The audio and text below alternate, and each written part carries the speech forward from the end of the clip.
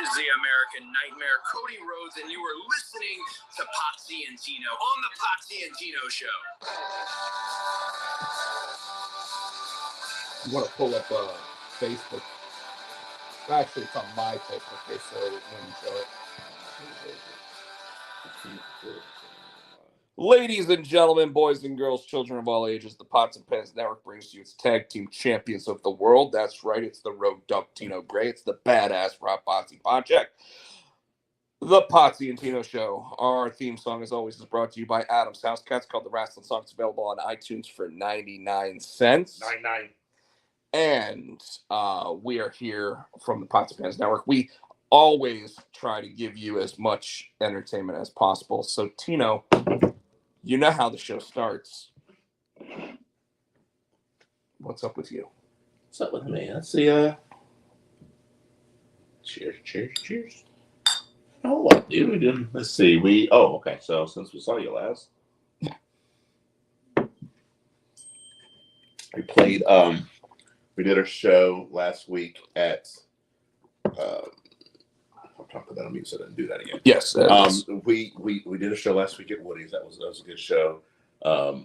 We had this one table. They sat there the whole show, and they kept getting drunk. And they were singing along and they were dancing. So they had it was fun. I like it when I have people who are engaged like that I can just mess around with, and that they're engaged. So that was fun. Other than that, just work. This week, Friday. Just work. I said just work. Oh, just work. And then this week, tomorrow, I'm playing in Clayton, First Street Tavern in Clayton, and that's 8 to 11, I believe. So we'll have a good time there too. And other than that, just let my beard grow out. Tino has a very gray beard growing in. But if you look, I got the. Oh, you got a little pepper in that salt. Yeah, it's weird.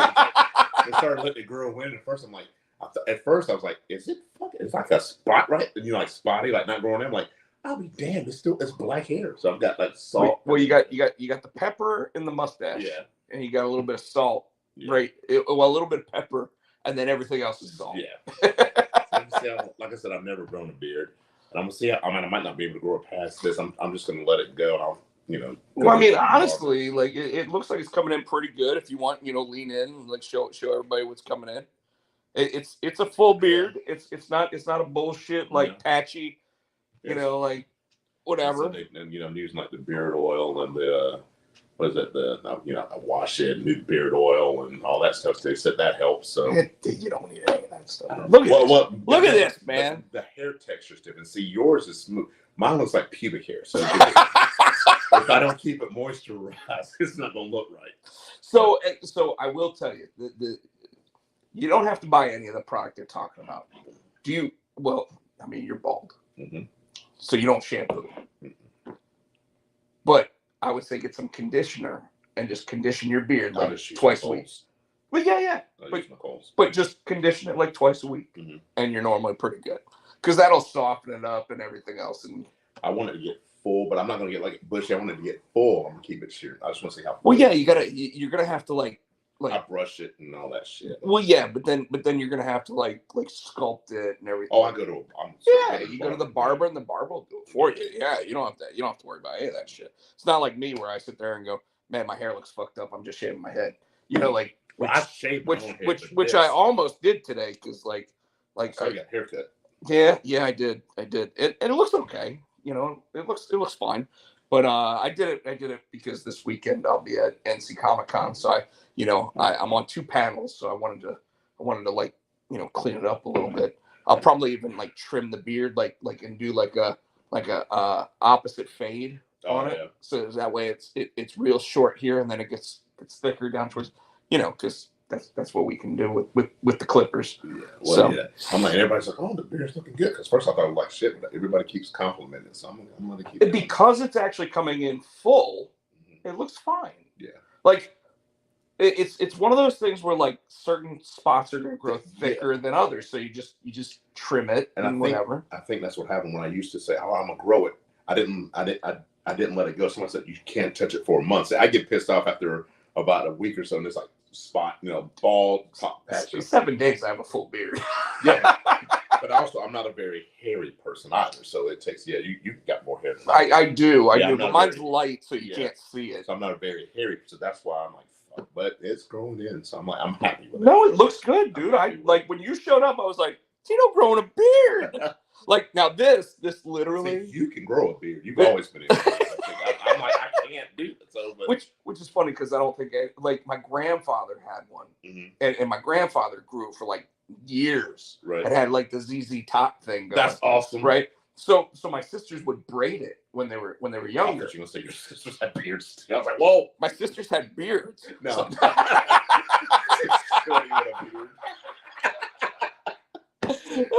I remember one time, like my niece and nephew were sitting there saying something, and they were like 5, 6 years old or whatever. And I sat there and I said, like just wait until your beard grows in. And my niece was like, I won't grow a beard. I was like, you might want to ask your mom.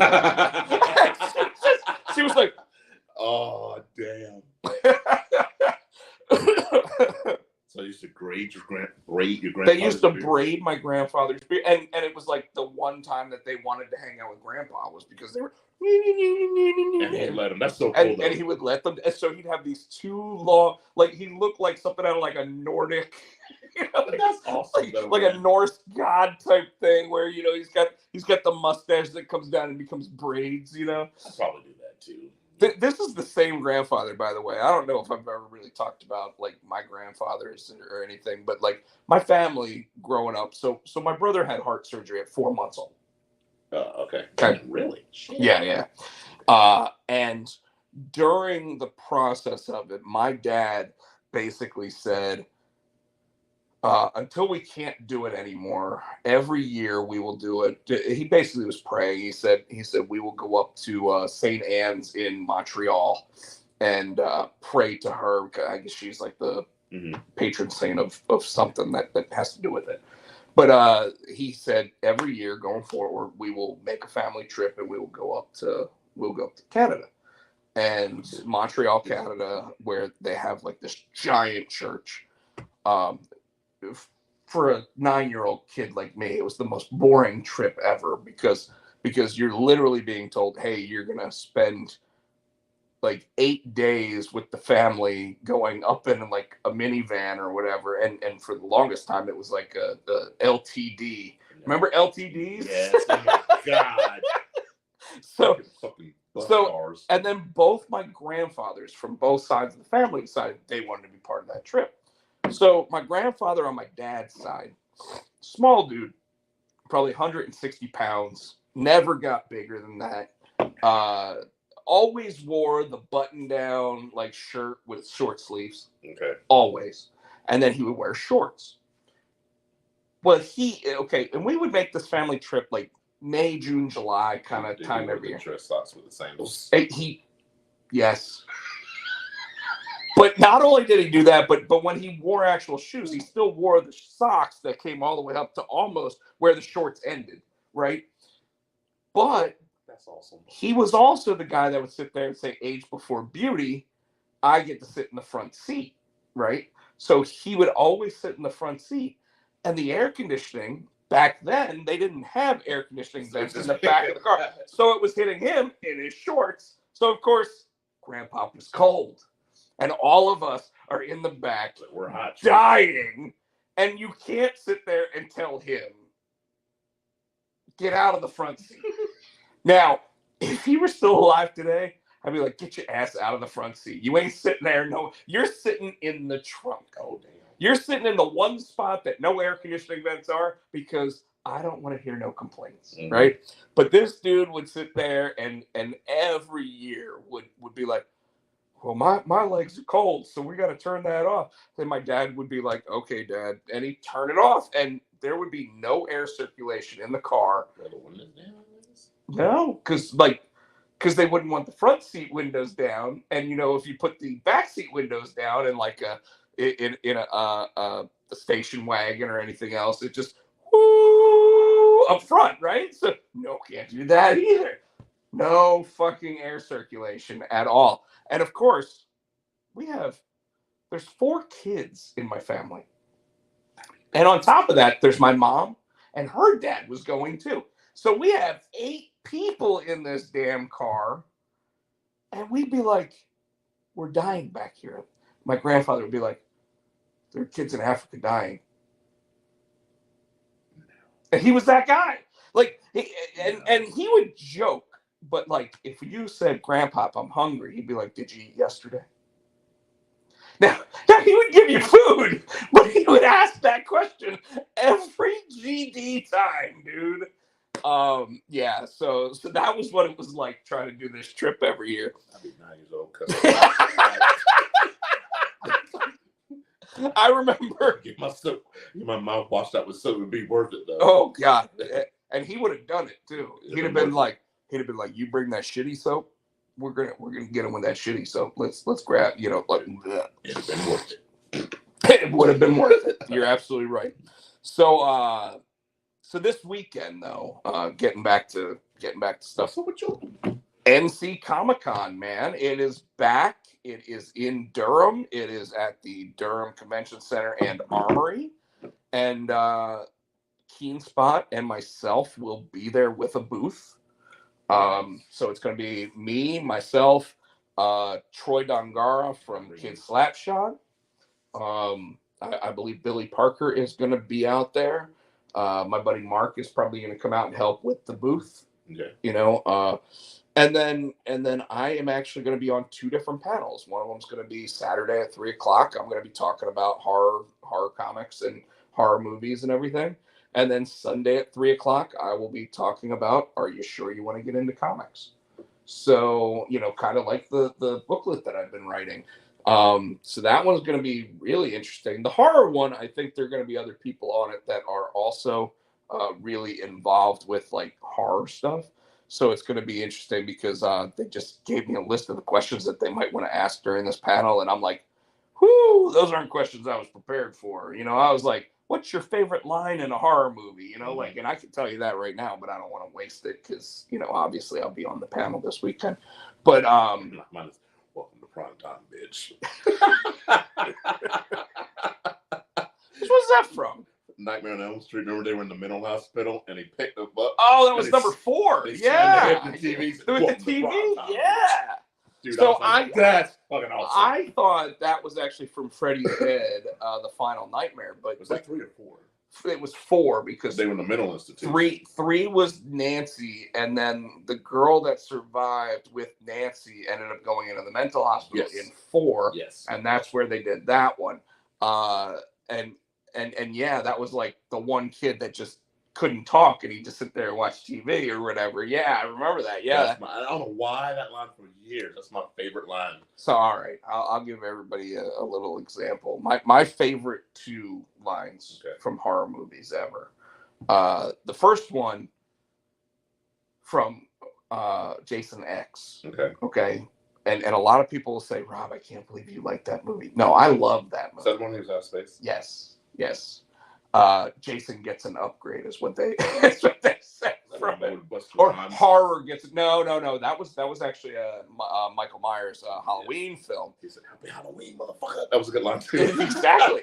See, there's so many like even in the bad horror films, you can grab a good line. And Jason X, prime example. Jason's sitting there like he just got woken up in the future, like 450 years in the future. He's walking around. He's still got icicles like falling off of him and shit. And he sits there and sees something. And the doctor, like the one that's so it's like a school ship. So like the doctor is actually giving them all their grades and everything. And he's in the room with him. And Jason walks up. Jason looks at the doctor. Jason looks over here, sees a machete. He grabs the machete, and the doctor goes, "Hey, guys, it's okay. He just wants his machete back." My favorite line in a horror movie ever, because you know what happens right after that? Kills his ass. He cuts his head off.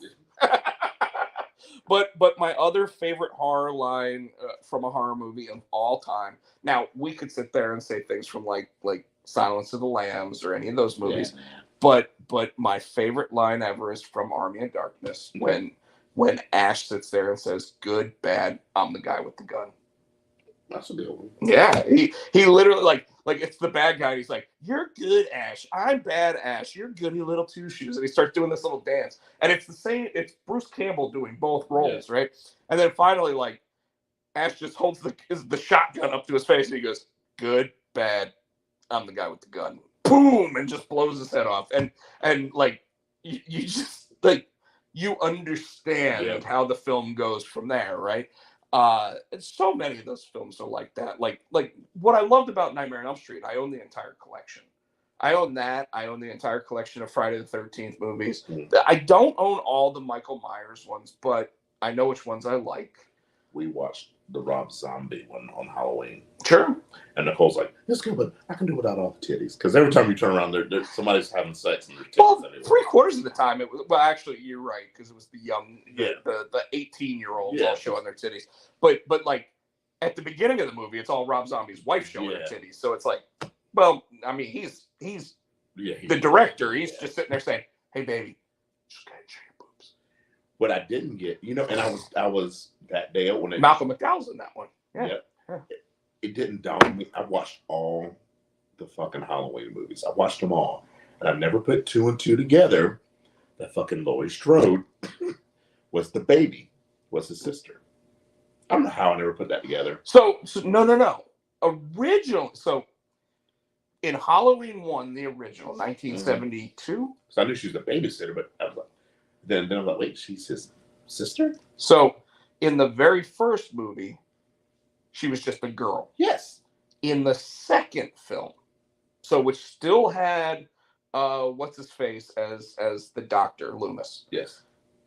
That one, it was found out that Laurie Strode was the sister. I don't know how I never picked up on it. I've seen them all. Well, interestingly enough, Nightmare on Elm Street, right? Mm-hmm.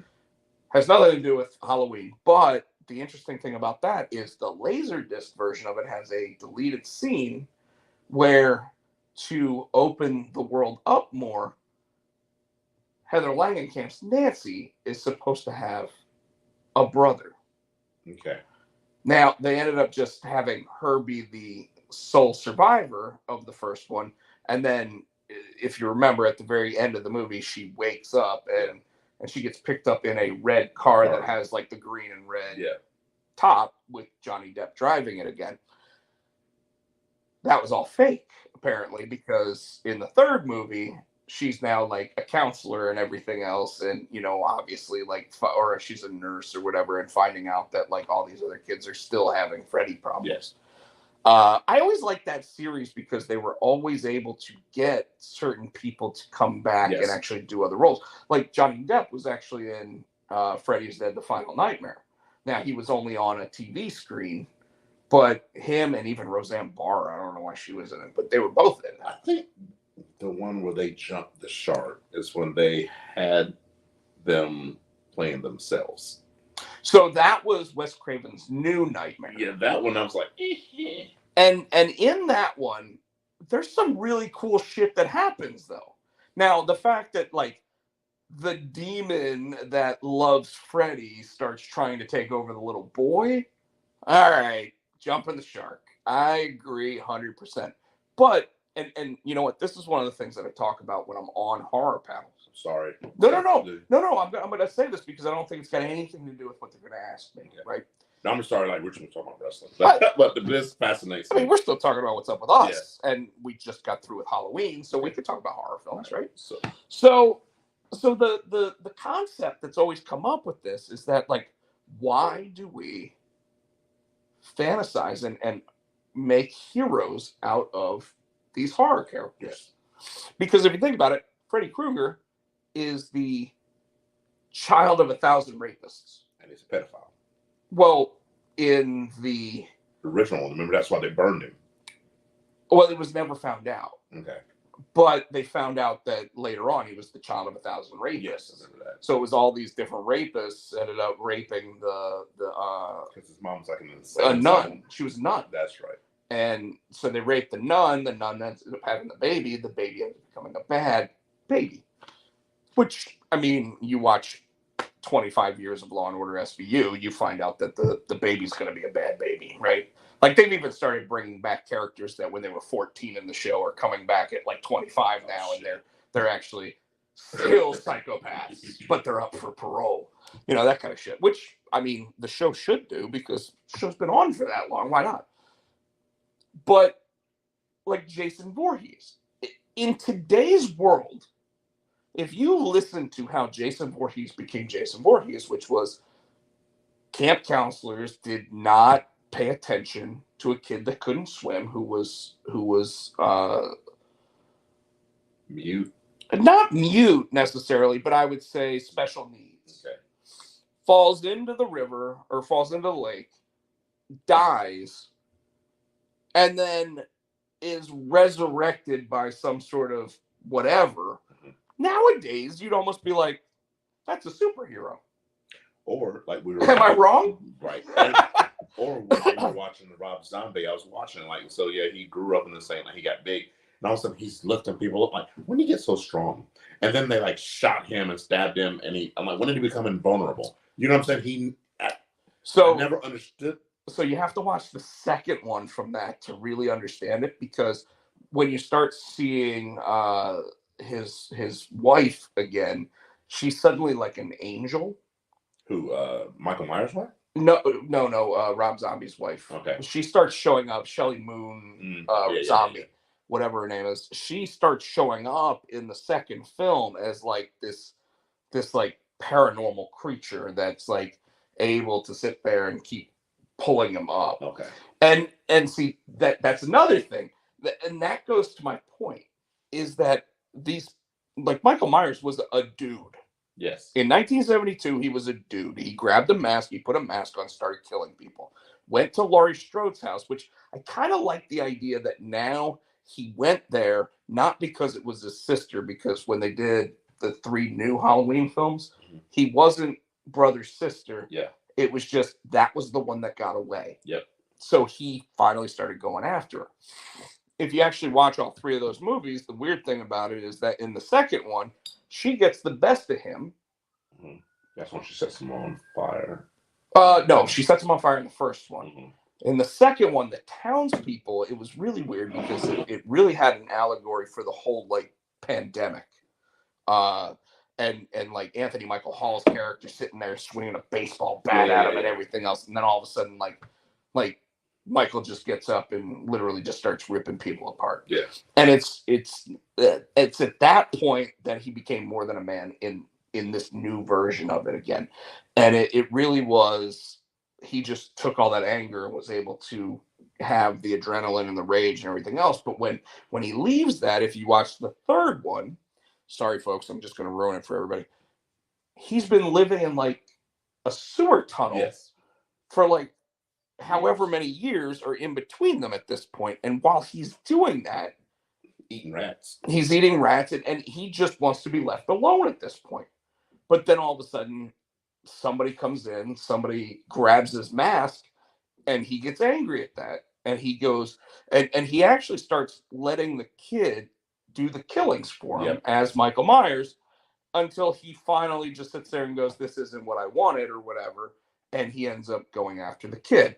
Like, it's a really weird thing, but it at least lets people think that, okay, Danny McBride and the rest of the group that did it, it's funny that it's Danny McBride that made those 3 films, really tried to sit there and go, Michael's a man. Mm-hmm. But then the spirit of what they do on Halloween is why they're able to sit there and continue killing people and doing everything else. Okay. And then it really is like Laurie, like, for whatever reason, they still go after Laurie Strode after the whole thing. Like, Laurie's daughter ends up falling in love with the dude that's like killing everybody in the film. And then she realizes that he's the weird guy killing everybody. And she's like, oh, fuck that. Yeah. Right? It's just stupid. It's weird. But I got away from the point of what we were trying to say here, which was the characters of Michael, Jason, Freddy, Candyman, all of them, pardon me, all of those characters have basically been glorified into almost heroic aspect. And when that happens with those characters, you don't want them to just be people. You don't want them to just be psychopaths. You want some quality in there. And I don't know which quality it is that any of these guys have, but you want one quality in there that makes you sit there and go, I enjoy watching this motherfucker kill people. Because that's what happens. And that's why I think a lot of these movies have turned to humor. Because you're a lot more accepting of the violence if there's some humor part. If there's something funny involved. Freddy's always not humor. He's always had that sarcastic humor. And he was the first one that did. Mm-hmm. And when his movie came out and Wes Craven put it out, it was different. Like, you had your slasher films. I mean, you can look at Friday the 13th and go, okay, Jason is special needs, but otherwise he's Michael Myers. He wears a mask. He wears a jumpsuit. He kills people at Leatherface. Leatherface is still different, but similar. Like, the mask he wears is of the people he's killing, right? So, like, there's something else even there. Interestingly enough, I don't know if you know this. You know who John Larroquette is? Yeah. From Night Court. So the very beginning of the very first Texas Chainsaw Massacre, where there's a voiceover, there's an actor that does it. It's John Larroquette that did it. How crazy is that shit? Yeah. Like, and now he's a respected actor. Like, most of these people. What's that? Night Court. Well, I mean, he's a respected actor. Yeah. Speaking of, we lost a bull. We did. One of my favorite horror films is actually House, that had him in it. It had William Cott from Greatest American Hero, and Bull from Night Court was like his sergeant when he was in the army, and the house starts trying to kill him and brings in Bull from Night Court to try to kill him during the film.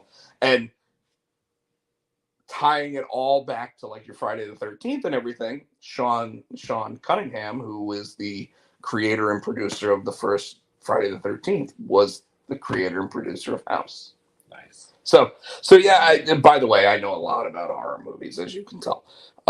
Not as much as some people, but trivia this past Tuesday was all Halloween based and everything, and I won. All right. But yeah, so and you know what? It's almost like why we glorify heels in pro wrestling. Like Ric Flair, dirtiest player in the game, but yet overtly loved, right? And not just overtly, overtly loved. MJF, like, was a heel for so long that what happened? Same thing that happens in comic books. Venom was such a cool bad guy that now he's a good guy. Yeah. It happens all the time. What's his name? Ryan Reynolds. Deadpool. Yeah. When Deadpool first arrived on the scene, he wasn't even the same kind of character that Ryan Reynolds is doing. At least with Venom always still had like that snarkiness that Peter Parker had, because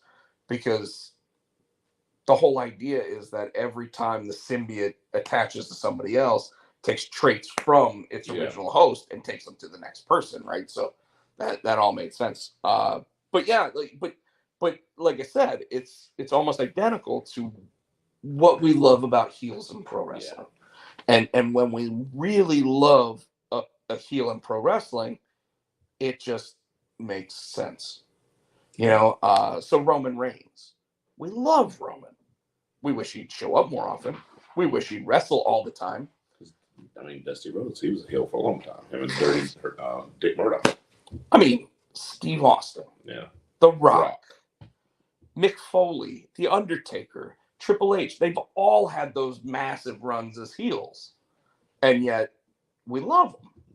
And we still love them to this day. The only one that, like you can talk about white meat baby faces. Ricky the Dragon Steamboat never turned heel. John Cena never turned heel. Sting never really. He became Joker Sting, but even then, I still think he was a babyface. Yeah. John Cena was a heel when he started. I forgot about that. Yeah. But when he first finally became hustle, loyalty, respect, he never went back from that. The Miz. The Miz has been babyface and heel. I know. Would you like to do? Think he's a better heel, better babyface? Oh, definitely better I heel. think he's getting ready to turn. I do too. But and the weird thing about that is that, you know what? Okay. Yeah, we'll get. Here we go, folks. Check out the comments first because we want to make sure that. Oh yeah. We got quite a bit. We got Chris Barrett in the house. We got Michael Turner in the house. Chris Barrett sitting there saying, "What's UO?" I guess he meant "What's up?" Chris Barrett says, "Sting's always been a heel." And Chris Barrett, we welcome you to the show, and this is how you repay us. Right. Oh yeah, Bull from Night Court was also the voice of Two-Face on the Batman the Animated Series. A lot of people don't realize that. And a lot of actors end up going into voice acting when they're not getting work the other way. And we lost Bull, and we lost the dude from Friends, Matthew Perry. Sure. Yeah, Sure. So Raw. We also lost Bobby Knight, the famous basketball coach. Oh, He passed away yesterday. Yeah. So there's number 3. So I guess we're okay for a little while, from what everyone says. Yeah, we'll start talking about the wrestling on WWE. And we started in with the Miz, and who was the Miz talking to? Oh, he was trying to get Gunther to come out, and Gunther did not come out. The other two came out, and so he started talking shit to them, and finally Gunther came out, and then he started trying to run down the Miz, which pissed the Miz off, and he started running off his accomplishments too. So what'd you think of that segment? Was this the one where it was Miz TV? Yes. And Gunther was wearing like all black? Yeah. Why the hell wasn't he wearing socks? He never does. If you notice that when he comes dressed, like he always wears suits and no socks. His shoes probably stink. I wouldn't say that too loud, dude. He'll chop you. He ain't got to chop me. Just take your shoes off. Dude. Oh, Jesus. He'll probably slap you with a shoe. No, I don't want you to. The segment itself, where the Miz basically said, "These are my accomplishments," and Gunther was like, "I don't care about your accomplishments." Yeah, because Gunther was trying to say, he's the greatest Intercontinental champion. What have you done? And that's what set Miz off. And the Miz was like, "I'm a 2-time Grand Slam champion. I've been in 7 movies. I've done this. I've done that." And Gunther's like, "Yeah." And I guess what it is this is again one of those. There's the possibility of 2 things here. This is a one-off where Gunther just beats the Miz, because I don't see the Miz beating Gunther. I see this as a stepping stone. Or the other, go ahead, say it. The 4-way match at the remember, because he's got a match now with the Miz, with yeah, with and Big Bronson. I think this is a match that's going to get the belt finally off of Gunther, so he can go after a world title. I still think that they ought to keep the belt on him until he wins the world title, and then just, here you go, Mr. Pierce. Now I just have this one, and we talk about the prestige. I talk about this every week. The prestige of the Intercontinental title, as soon as it's off him, if it's on a lesser person, it loses that prestige. If that person wins it in an 8-person one-night tournament, then they somehow gain some sort of modicum of self-respect in that moment. Well, I agree with that. It gets stale just like on one person. You know what I mean? Yes. Just like Roman Reigns. I mean, yes. He is. The bloodline is awesome. The bloodline is, doing his thing, is carrying it. But after a while, it gets stale. I mean, you're ready for somebody else. You're ready for a new chapter. 100%. Which is why I would immediately put Gunther up against Seth Rollins. I would not hold it off anymore. I would have done it at SummerSlam. I would have done it at Survivor Series. I would have done it at Crown Jewel. Like this, hey, let's really try to make Drew feel like he's important so that we can try to re-sign him. Guys, we see through it. Like, we see through it. Your average fan might not, but we see through it. It's literally, hey, we're making you important again sign with us. And if Drew knew what was good for him, he would sign with WWE because otherwise he's not going to sniff an AEW world title for at least a year. But if he signs on the dotted line tomorrow, he could win a crown jewel. He possibly could go to Impact. He could go to Impact. He could win the Ring of Honor title from Eddie Kingston, but nobody cares about that title. He could go to Japan. He could even go back to England. He could go anywhere else and become the world champion. But when it comes to the top two, WWE, he has a chance to win that world title because Triple H has been trying to undo the mistakes of his predecessor. While at the same time, we talked about it last week. The one thing he's having a really hard time doing is pulling that world title trigger. And it's because he's like, it's got to happen in Mania. It doesn't. If they were doing... I miss the days when you just get a surprise title change on Raw. Well, I don't want to see the world title in a surprise title or change. It could be another one of the Big Four Survivor Series, Royal Rumble. It doesn't have to be Mania. It doesn't even have to be one of the big four. Like, if you want Money in the Bank to be the biggest secondary pay-per-view out there, you want Crown Jewel to actually be something for this $1 billion you're getting from the Saudis, fucking do it. Just pull the trigger. That's one of the reasons You think he might? I think. Well, that's why you think Gunter. Either that or LA Knight. No. I am going to say this, and we need to talk about the moment of the contract signing between him and Roman last week.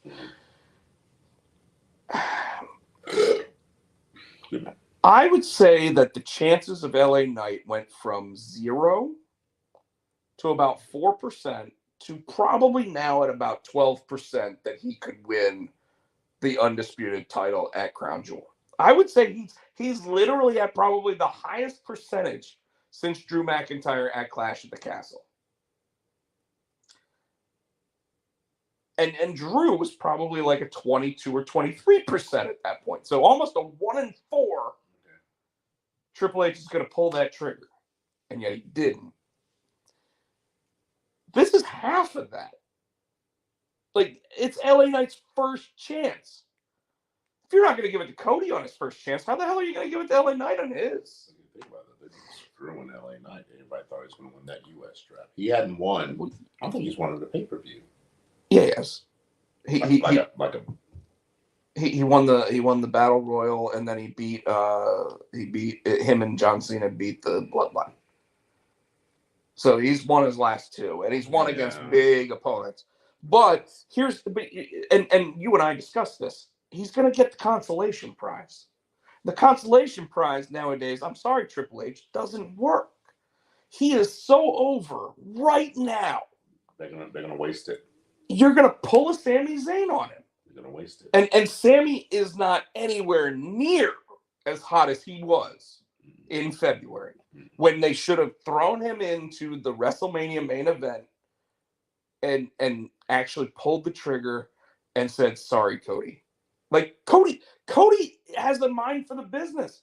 I bet he probably was sitting there going, I don't know why Sami's not in this match. Now, granted, he's like, I want that main event by myself. Yeah. But he's legitimately going, I don't know why you didn't put him in there. He knows he's going to get that belt. And he's getting it at 40. But my question is, do you think it's going to be against Roman? Does it have to be against Roman? You know what I mean? So, Cody would tell you no. I guarantee Cody Rhodes would say, I don't give a fuck who has the belt.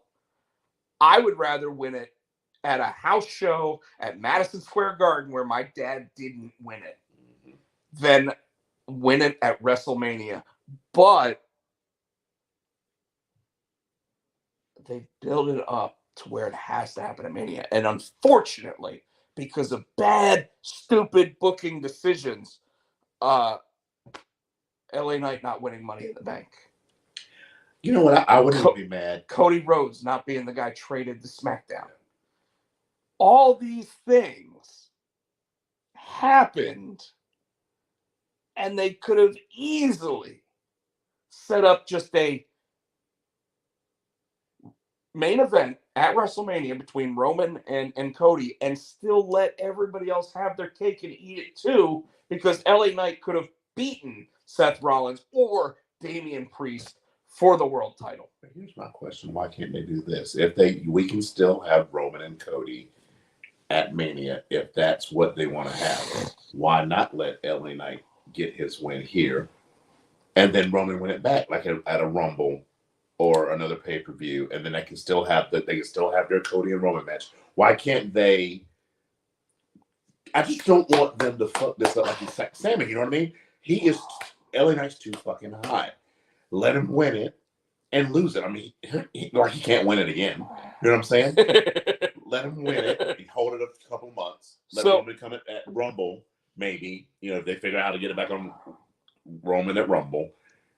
Cody wins, whatever, and they can still somehow set up a match for them at the Mania. So I feel like the only other way to do this, and they've already said that Roman's not scheduled for Survivor Series, but I feel like the only other way to do this is to come up with a way that LA Knight leaves with that belt, and yet the referee didn't see the foot on the ropes of Roman or something like that. You know what I almost think they should do? And they probably won't. I think you might have mentioned it. We know that Cody is going against Priest. Well, they somehow make that for that fucking Money in the Bank, because he mentioned that Money in the Bank briefcase on Monday. So I wouldn't be surprised if somehow that match ended up being for that Money in the Bank, and then maybe he cashes in on Roman at Crown Jewel. That would be something worth the billions of dollars that they're getting paid from Saudi Arabia. You know what I'm saying? If they were going to do that, they would have announced it. But that'd be. You're 100%. Yeah. Don't announce it. No. But I would have announced it Monday night, or maybe this Monday. Maybe like the whole Cody and like Cody sits there like. No, Crown Jewel's this weekend, isn't it?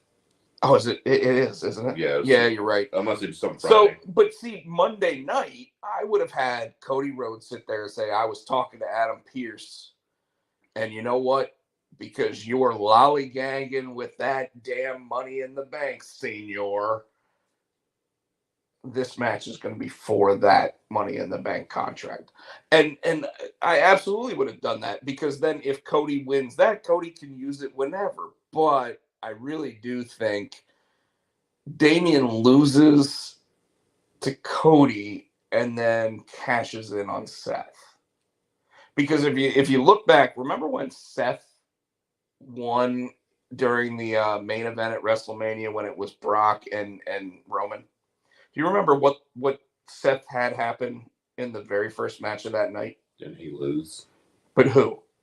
To Damian? No. It was Randy Orton.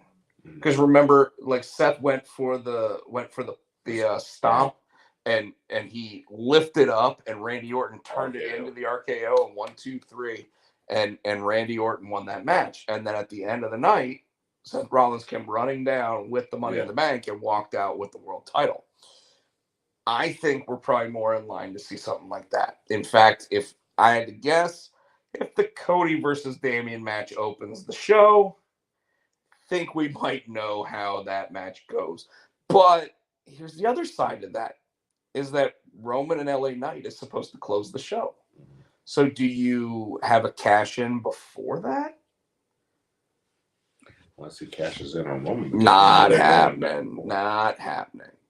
Because and the only way that would happen is if they were starting to, and they've toyed with the idea of the Judgment Day, and I just don't see it.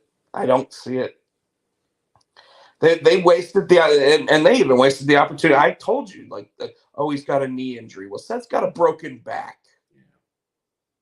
Yeah. Now at this point, you're probably sitting there going, God, I wish he would have just cashed it in. It still makes sense to me. I'm still not mad about that. But dang. What the hell's up with Big Head McDonough this week getting involved? Like when he took the haluva kick in the corner, it was just a fucking bobblehead going. Oh God! Before I forget, we'll get back to bobblehead, but before I forget, when Finn Balor and Damian Priest were backstage, and fucking New Day. Came dressed like Xavier Woods. Well, Xavier Woods came dressed up like Dom. Jimmy. No, he was just like Dom. They were just like because he was Dom, and Kofi was singer in the back, but he had that little lunchbox. And it's singing in the back. So they were dressed like New Day. He dressed up like Jimmy Butler, and there's actually pictures of it and it's emo Jimmy Butler. So he's got the hair like just like over the one eye and everything. It's very funny. So hilarious. But yeah. But you know what? Bobblehead. But I noticed that when at the beginning of the night, when Rhea and Dom came, JD was with them. So is he in? At this point, I think JD McDonough is the bulldog of the group. Like he's literally the bulldog, like not the British bulldog, but he's the pet of the group. Because I mean, every time Damian Priest sits there and asks, "Why is he here?" Rhea goes, "Because I told him to be here." You know, like so we know who and they're finally playing that up too with the Cody and Damian thing. Cody comes hobbling down with the one ankle that's using an ankle sock rather than any taping. By the way, ankle socks. And he sits there and he hobbles down and he's like, "You think blah blah blah blah blah." I couldn't understand most of what he said until he basically said, "You're not the leader of anything. You could be. You chose not to be. I know that every time I don't win, it's my own fault. Every time you don't win, you blame everybody else." And that's pretty much what he said. That's pretty much what that looked like. And of course, they got Damian sitting there going, you know, especially since JD told him to get out of there, and then Bobblehead took that massive Haluva. He kicked the shit out of him. I mean, he's got that big head. I bet he cries himself to sleep on his big pillow. He eat pants now. He kicked the shit out of him. And then they gave him 2 crossroads, which, by the way, I think the second one was supposed to break the table. No, I think the second one was because Sammy sat there and said, "Hear that crowd? Just do it again." And I think Cody was like, "You think we got time?" And he's like, "Well, if you hurry the fuck up, we got time. Go ahead and do it." Like they haven't gone. The red lights are still on the cameras. Cody, fucking do it. And he nailed it again. Rhea Ripley's got a big match this week. Yeah. I want to talk about this. You mentioned who wore it better, the Freddie. The Freddy costumes. And I knew you were fucking... You knew I was going to say Alexa Bliss, which, by the way, I think hers was an in-ring outfit, which is different than a costume, which is what Roxanne wore. Roxanne was hot. She is. She's very attractive. But again, I think Alexa's was specifically an in-ring outfit, which means you can't put as much into it. Now, I'm going to tell you the 2 best Halloween costumes that we saw over the past 2 weeks in WWE, because Halloween Havoc started last week. You like and the then Pinhead? The Pinhead was amazing. You like that one? But it wasn't number 1. You like the twins? When they did the twins from I did like the twins as well from all of them were The Shining. All of them were They fucking were good. really good. The Ghostbusters was good. But you like the Piper Niven. Both Piper Niven costumes. Oh, when she did the Hitman and they did the Heart Foundation, that was, she had the beard and she had the fucking hair. Yes. I don't know who talked Piper Niven into being Jim the Anvil Neidhart, That was but she fucking nailed it, dude. She had like that weird like beanie thing on. She had the beard, but The hair on the chest hair. That got me.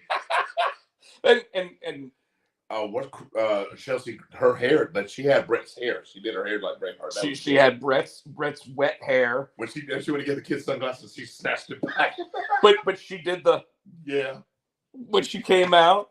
But their other outfit, which was the Big Bad Wolf and Little Red Riding Hood, but Little Red Riding Hood had the chain around her neck, and the Big Bad Wolf was Piper Niven. I don't know how they talked her into doing those, but they were incredible Halloween costumes, absolutely incredible. One other thing I want to talk about: the Tiff Stratton, the Tiff off. That was awesome. I mean, it was Tiffy. Yeah.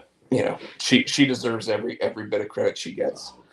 Oh, God. Becky Lynch dropped the title last week. We saw that to Lyra. This week, we got the return of Trick Williams on NXT, which cost.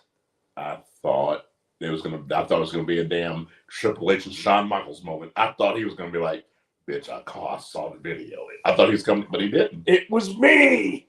Yeah. But you know, the other NXT moment I want to talk about actually didn't happen on NXT. You're fine. Didn't happen on NXT. It happened on Monday Night Raw, and that was the Creed brothers and Ivy Nile. That fucking match was phenomenal, dude. They looked ready for prime time. They looked ready to be in a championship match. They didn't even look prime time ready. They looked ready for anything. They're that damn good, dude. That's why I'm surprised when they got, remember that the loser leaves town? I thought they were getting back to up, man. They're fucking ready, dude. Now, would you rather see them on SmackDown or Raw? So probably some SmackDown right now because they got the DIY, DIY. Honestly, Raw needs more talent. I agree. They need more talent. Rumor is now that Jade Cargill is going to Raw. Is she not staying in NXT? Jade Cargill? She's not even in NXT. Well, she was there watching the match. So she's been at all the shows, right? She's the special guest. They've got to. I think they need to share the love on SmackDown in the women division. Well, I don't. I think that what they're trying to do is say, okay, Charlotte's going to be on SmackDown, Jade's going to be on Raw, and then they may converge at WrestleMania. I also wonder if, because now that you got Bianca coming back on SmackDown, so you got a powerful, and I hate when you got a powerful, muscular black woman there. They might want to keep Jade on Raw. You know what I'm saying? And it's not anything racist, but I'm aesthetically looking at it. You run the risk of the two of them suddenly everyone going, why aren't they a tag team? Yes. And they're too good separately. They really are. Now, granted, The Undertaker and Kane were too good separately, but yet every so often. I think eventually, if they come together as a tag team, yes. But at first, they need to keep them separate. No, totally. Yeah. I think that if all of a sudden you have like a Shayna and Nia as a tag team, and then you have Bianca and Jade go, hey, we should come together to take this down. Totally down for that, right? But obviously right now you're not going to get Nia with anybody because even Shayna's like, get the fuck out of here. You and your hole. Yeah, you and your hole. I think we also failed to mention on NXT there was another return. Sure. When Mr. Stone was, you knew he's gonna get his ass beat. I don't even know why he thought he was gonna fight Braun Breaker, but when dude came back, I can't remember his name now. I can see him. What's dude's name? Do you remember dude's name? He came down the aisle with that thing on his head. You didn't watch it? You know who I'm talking about, though, right? I did see part of that match, but I didn't see the end. But you know who I'm talking about. He came back. The dude that had his dad was a wrestler, and he in real life had something on his head. Remember, he was like a caveman. That dude. And Mr. Stone was Stone was representing him. He's the one that Von Wagner. Von Wagner. He's the one that he's the one that Braun took out with the stairs. Right. Okay. So they've been the past couple of weeks. They've been showing Von in rehab, right? And so last week they did a vignette where he was trying to walk, and then he was like, and then Mr. Stone was like, "Yo, something da da da," and I can't. You're my friend. I'm saying, he goes, "I'm your friend," and he's like, "Yeah, you're my friend." So that made him work harder. I'm like, this bitch is coming back.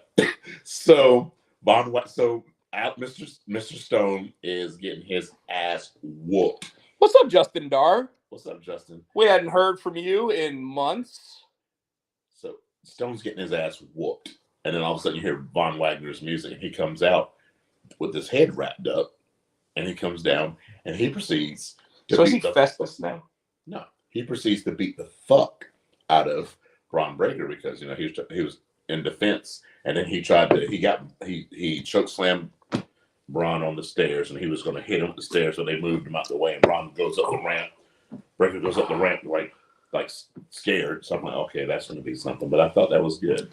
It's interesting to me because you know that they've got to be getting ready to take guys like Carmelo, Braun Breaker, guys like that, and actually saying, hey, it's time to move you up, right? And yet, I think that's why that was a kiss-off match to Ilya. We have another fucking comeback. Wesley's back. Yes. He's going after Dom. So do you think he'll get that belt back, and then Dom can, or do you think so right now you have the tag team.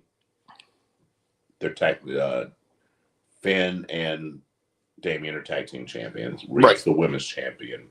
Dom is the NXT whatever championship he gets. If Priest does cash in, you think they're gonna try to keep all the belts and make them Bloodline 2.0? I don't. Or do you think they'll go ahead and pull the trigger and let Wesley take that belt from Dom? Yeah.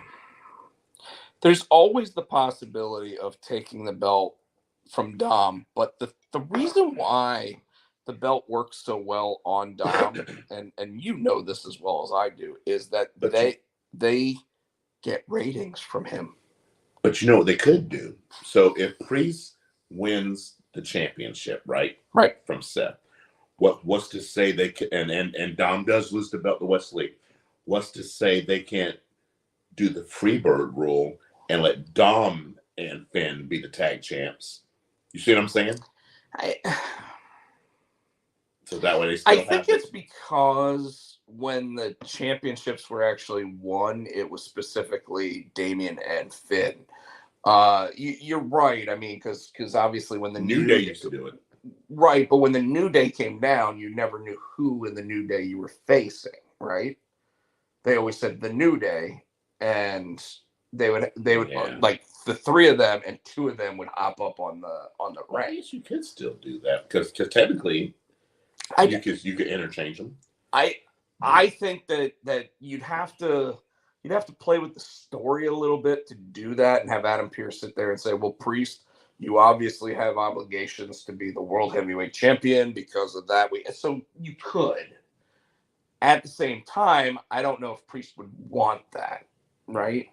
But again, the reason why Dom is showing up on NXT is because him and Mommy get ratings.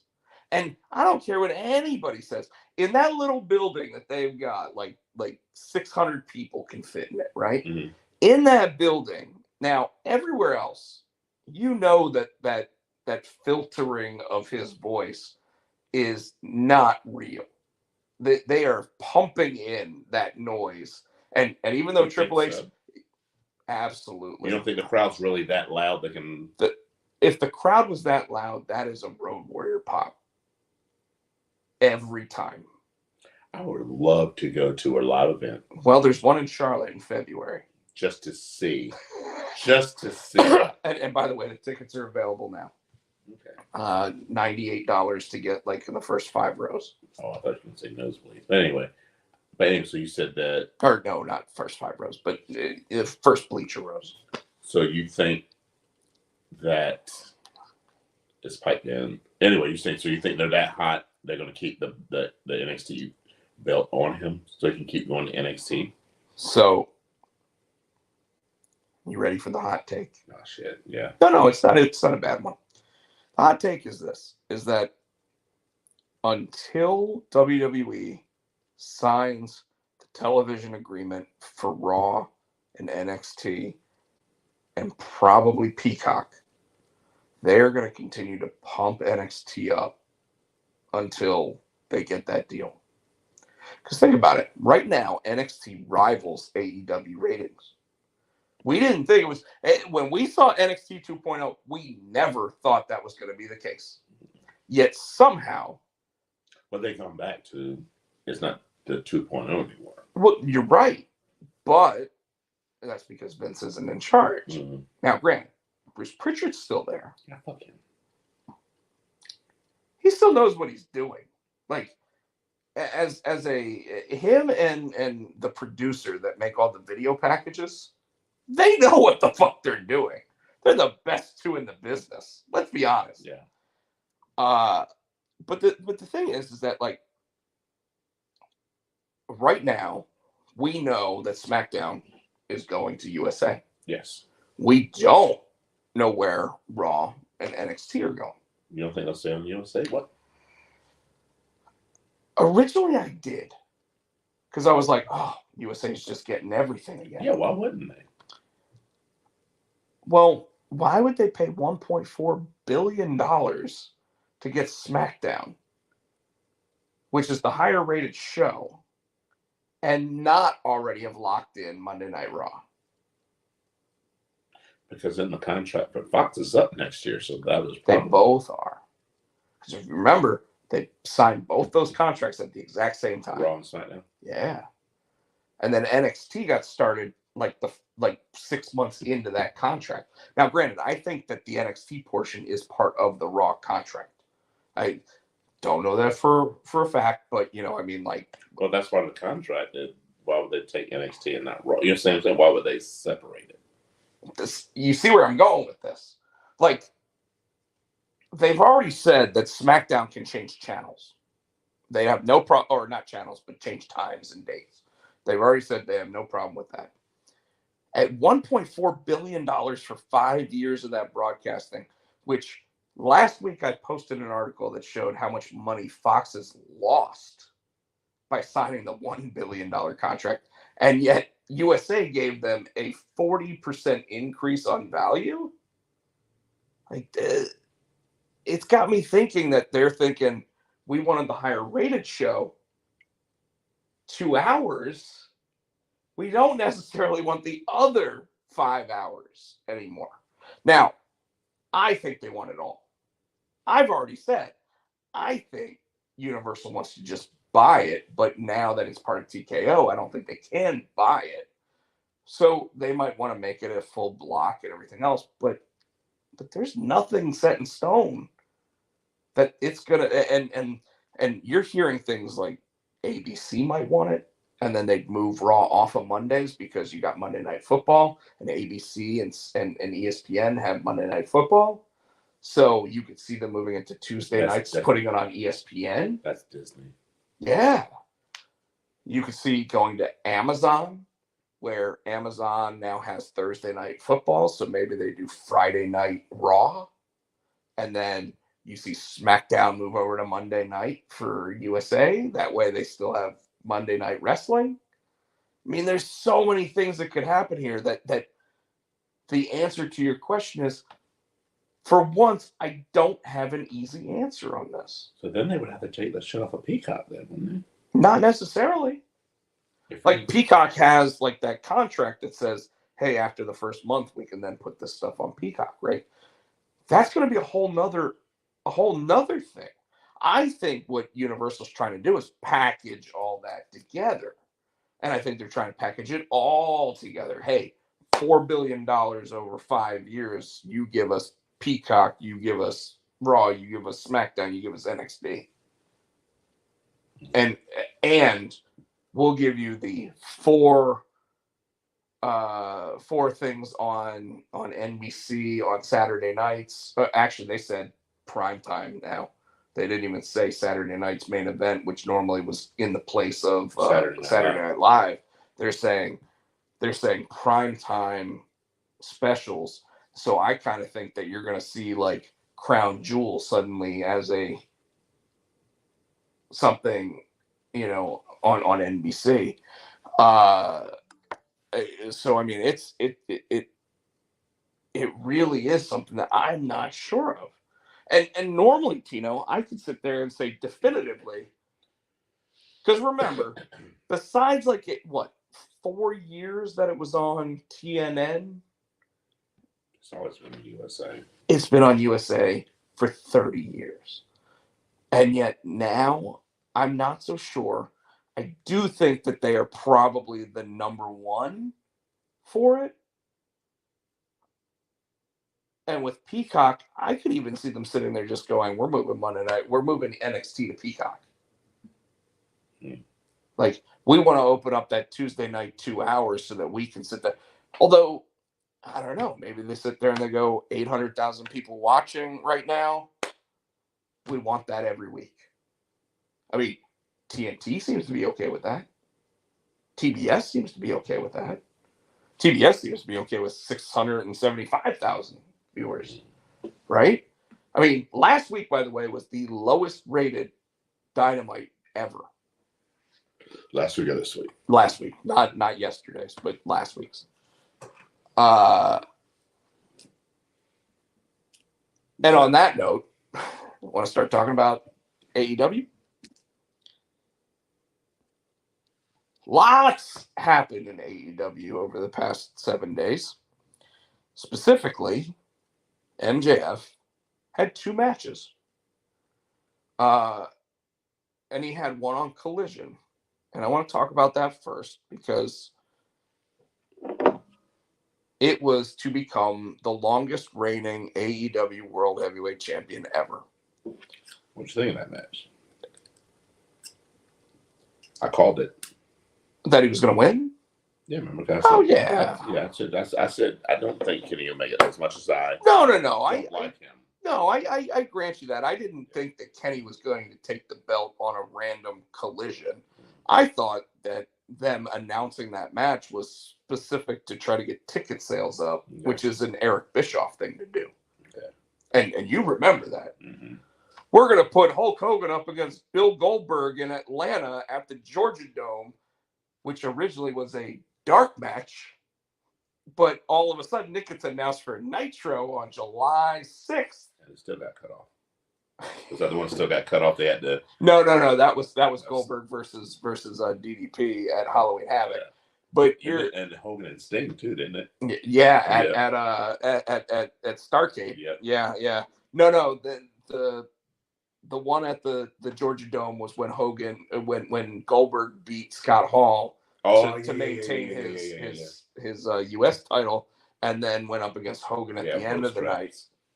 And he held up both belts at the end of the night. Kind of an Ultimate Warrior. Yeah. But at the same time, it really was the anointing of Goldberg. But Goldberg heard about it like 2 days before that they were actually going to put it live, because originally it was a house show. Mm-hmm. And it was going to be Goldberg was going to lose at the house show, or the dark match by disqualification or whatever. And then all of a sudden, like, they were like, no, we're putting it on TV. And of course, like 7 days later, they had a pay-per-view. And it was like, what the?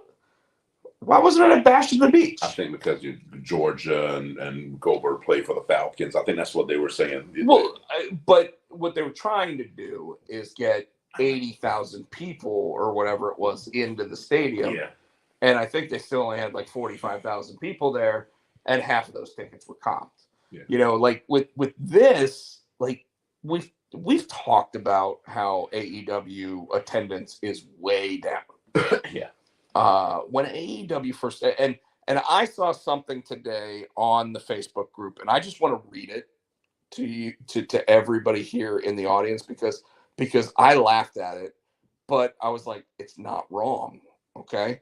And it does AEW dirty, but I didn't post it. That's why you laughed at it. Well, I laughed at it because I was like, if I would have posted this, everybody would be talking shit about it. So you ready for it? AEW started out as NXT on steroids. became late stage WCW and is now creeping into 2010's TNA. Oh, fuck. Now, I posted a comment to it. Of course you did. I said, that almost sounds like something I'd say about it, and it isn't wrong.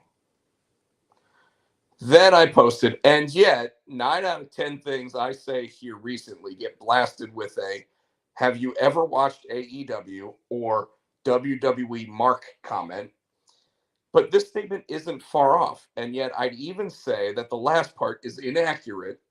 2010's TNA had Kurt Angle, Steiner Math, AJ Styles, and some really awkward yet fun stuff. I feel AEW devolved into late stage WCW, where they still have amazing wrestlers under contract, but some of them are booking themselves into better spots. And you can't tell me I'm not wrong. AKA the Elite. Yeah. Sure. I give you that.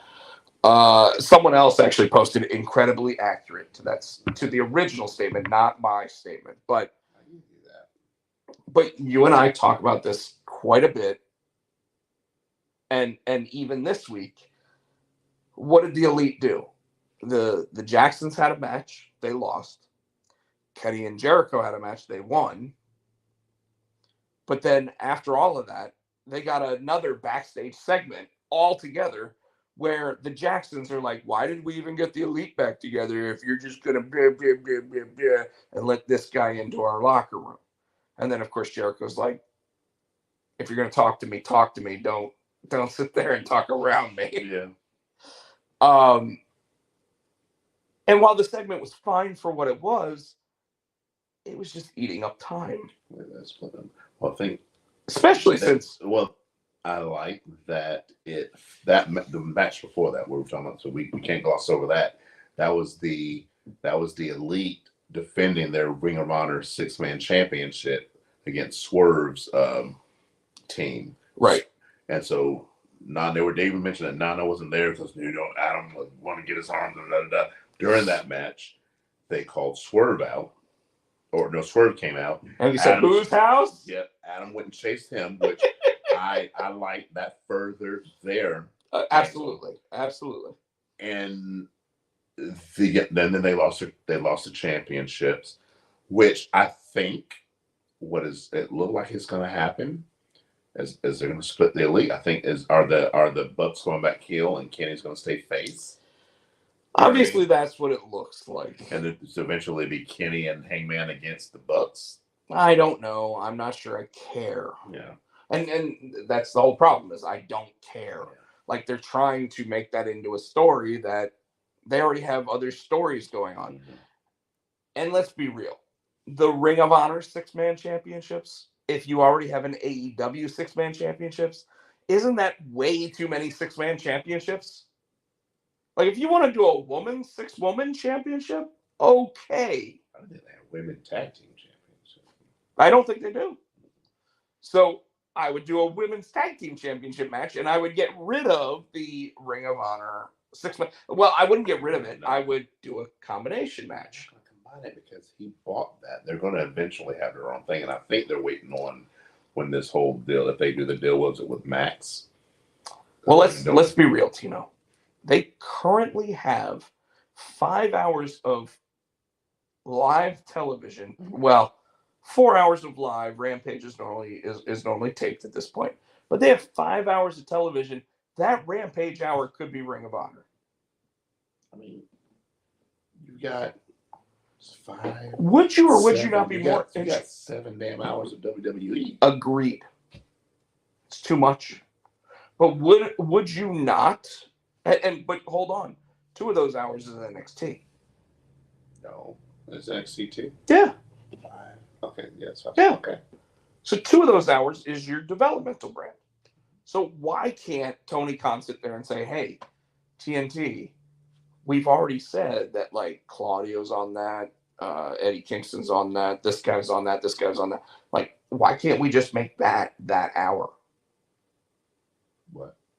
The Rampage. Yeah. ROH. And every so often, Rampage is 2 hours. So you have a special Ring of Honor show on that 2 hours. Like, I don't get why you can't make one of those hours Ring of Honor. And stop, like, Samoa Joe is the Ring of Honor TV champion. You know what that means? They need TV time for Ring of Honor. You took that a different way than I expected, which is why I laughed. But it means that he's supposed to defend it on TV. He does. No, he doesn't. On Collision. He does now. But there was like 6 months where he had that belt where he was like going after the AEW World Heavyweight Championship and not defending his belt. That belt's supposed to be defended weekly on TV. Roman Reigns supposed to be defending his belt monthly. I don't think that's a rule anymore ever since Brock Lesnar. Sorry. I think they need to go back to that. I agree. Even AEW does every 30 days. I don't know if they do. They mentioned it. Tony Schiavone mentioned it a couple of them. They get really close on that 30-day mark a lot of times. Yeah, but they get it done. No, but that's fair. And you know what? That's probably why Max has had more than 12 matches this year.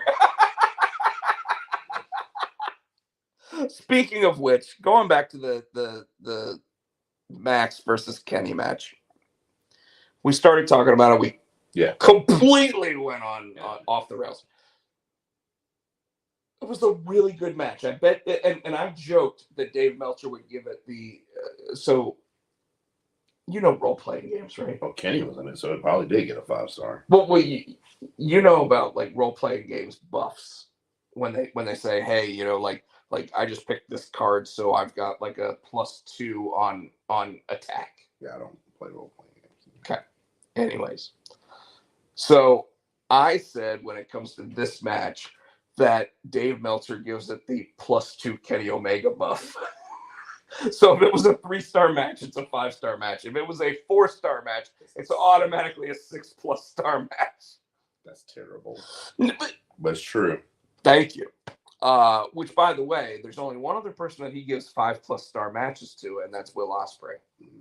And it's because Will Ospreay has taken over as the guy who is the 5+ star bout machine. Doesn't the Young Bucks get it too because they got the Meltzer driver, doesn't he? I don't think so anymore. Like they used to. But Kenny was the first one that got like a 6-star match.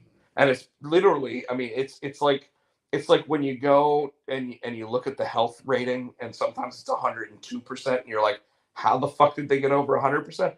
Oh, they did the surf safe. Oh, it's the Kenny Omega buff. That's what it is. Gotcha. My problem with the match, you ready? It's pretty simple. Earl Hebner this week was asked about that match. Earl Hebner. Probably the greatest referee of all time, right? Besides Little Nate. Yeah, Little Nate has probably put himself into the conversation. Charles Robinson, yeah. But Earl Hebner flat out said, if you're going to put somebody through a table in front of me, it's a disqualification. If you're going to poke somebody in the eyes in front of me, it's a disqualification. If you're going to do that, figure out a way to do it behind my back. Or as they try to put it over the announcers, they're just giving them leeway. I'm like, fuck that! He put them through a goddamn table. They're trying to give them leeway so they can. I'm like, nah. No. The eye poke, yes, I can see that. But I'm with Earl. If you put somebody through a fucking table in front of the ref, it wasn't like, we accidentally went through the. No. It was. Boom! Like I said, the eye poke, maybe leeway. Okay, it could have been an accident. He literally went doink like that, and you just saw Kenny go like right in front of the referee, and the referee's like, "Don't do that." Yeah. So The table thing, yeah, that was much. So I'm telling you right now. So both guys should have been disqualified at least at least one point in that match. So this isn't a one over the other. This isn't a me calling out the Elite or calling out the other side. The fact of the matter is, put some rules in your fucking wrestling. This isn't ECW under ECW rules. They have rules, but like I said, they explained it away as they were given leeway. I don't agree with that. I don't agree with that. I agree with you. They should follow the rules, but they're saying because it's such an important match, they were trying to give it leeway. AEW's rules at this point are: did the referee count 3? That's it. I don't know, because Aubrey will disqualify you. They'll disqualify you. I don't remember the last time they disqualified anybody. They disqualify people. Well, here, don't. Then you just did good. Don't turn it back into an AEW. All right, then let me say this. Going forward, I want all world title matches in AEW to have Aubrey Edwards as the referee. Usually it is. I'm surprised she wasn't out there for that. It was like Bryce Rumsberg or whatever. Usually she does. She probably did. Yeah, I wasn't Jericho. Damn, that's right. My bad. She does do almost all. I don't think she did Jericho's match this week. Actually, I think it was someone else. When he was teaming with Kenny. Yeah. Yeah, but yeah, you might be right, but I know that she. No, you're right. He specifically asks for her. But again, and even her, like, there's been moments where, like, all of a sudden, well, actually, there was a moment in WWE recently where Jessica Carr actually sat there and said, "Hey, no, you look hurt. Hold on a second." And then he ended up. It was when Pretty Deadly ended up rolling up whoever they were wrestling against, and it was like they stopped that match. I was confused with the Candice LeRae. Did she really get knocked out? She did get knocked out. I thought so because she got knocked out. She got the shit kicked out of her, and she went to go pick her. When she went to pick her up, she's like, "I'm like, that bitch is out." Yeah. Her eyes were closed. She was out. Yeah. Candice, that's why they literally stopped that match halfway through the match. I think they went to commercial and the match was over. Xia Li just kicked the shit out of her. Xia Li worked her way back to getting on to Monday Night Raw and now probably won't be seen on TV for a while. She pulled Nia Jax. No, Nia Jax can do that and still be on there the next week. She kicked because she played for the Raw. Yep. She kicked the shit. I forgot to mention that. She kicked the shit out of Candice. And I don't know if it was that knee or she kicked her and she caught her in the back of the head. I think it was. So let's get back to AEW. Sorry, yeah. No, you're fine. You're fine. I do want to talk about that Kenny Jericho match because obviously they won the match, and then afterwards the Don Callis family came out. You called that stupid shit too. I'm like, it can't be. He did exactly what you said he was going to do. I'm like, no. Let's get somebody else. Let's get somebody else bigger. Maybe Wardlow. I don't know. So last week when I think where Jericho was talking to Renee, and it was talking about it was directed towards Hobbs. Right. And he goes, I have, big friends too, or something along those lines. And Rob said last week it's going to be Big Show, Paul White. I'm like, I don't. No, I was hoping. There are other big people on this motherfucking show, right? So they came down to end that match. And I'm watching this shit. I'm like, they're not going to do it. They're not going to do it. He goes, I've got big friends too. And then he's like, ooh, who's bigger than Will Hobbs? I'm like, he's not going to do it. And then you hear, but he's not a giant. I said, son of a bitch. And then you hear, well. I was like, and then he came out. He just looks so. No, he didn't like that. He just looked old, dude. He was just. His goatee is grayed. And but remember, he got buff. He doesn't look buff anymore. He's just kind of like. I don't think he doesn't look buff. He's like a skinny fat giant. Say that again. A skinny fat giant. And his little one singlet. It just. He didn't. No. I love Paul White. Don't get me wrong. I don't think this Paul White can take At Will Hobbs. least he didn't come back as Captain Insano. Yeah. You know, because and you know what?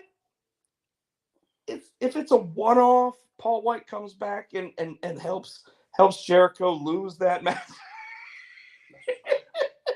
No, because Hobbs is the best part of the Don Callis machine. Because when you're talking about Kenny Omega, Kota Ibushi, Jericho, and Big Slow, like it's. I mean, think about it. Like you need something to neutralize Will Hobbs, right? Hobbs is faster. He's not as big. Stronger. I don't think he's stronger. You don't think stronger than Big Show? No. Yeah. Okay, we'll see. I mean, the Big Show will go like this, and Hobbs will get to like here, and he'll be like, you know, like so. I mean, it'll be interesting. Yeah, apparently, he's still got the weapon of mass destruction because fucking. Who was that? It was Who was that? Was it no? Who was it? So who's in his group? You know who it wasn't? It wasn't Sammy Guevara. So Sammy Guevara is in that group. Sammy, Hobbs. Who else is in his group? Takeshita. And then that other guy that got knocked the fuck out. He got knocked the fuck out. He ran right, and Big Show's like, he ran, he said, pow. Yeah, why would you run towards the Big Show? Will Hobbs runs towards the Big Show and does a side splash. It's going to be hard for the Big Show to catch him without falling down. I get that. But this dude ran right at him. I want to. Looking like a poor man's Charlie Dempsey. Who the fuck was that? Now it's going to make me. Am I right? Look like a poor man's Charlie Dempsey? Yeah, he got and just ran up and took a shot to the mouth. Like, he looked like a girl in her first porno. I'm like, I bet you won't do that shit again. Am I right? Looked like a girl in her first porno. Just took one right to the mouth. Oh, yeah. Yeah.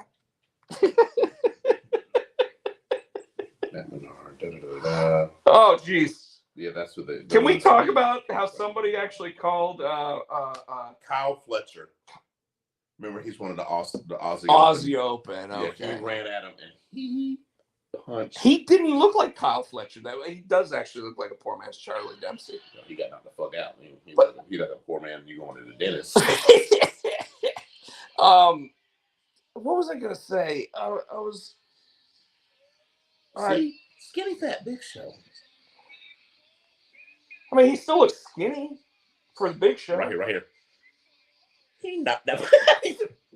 I mean, how did he catch him?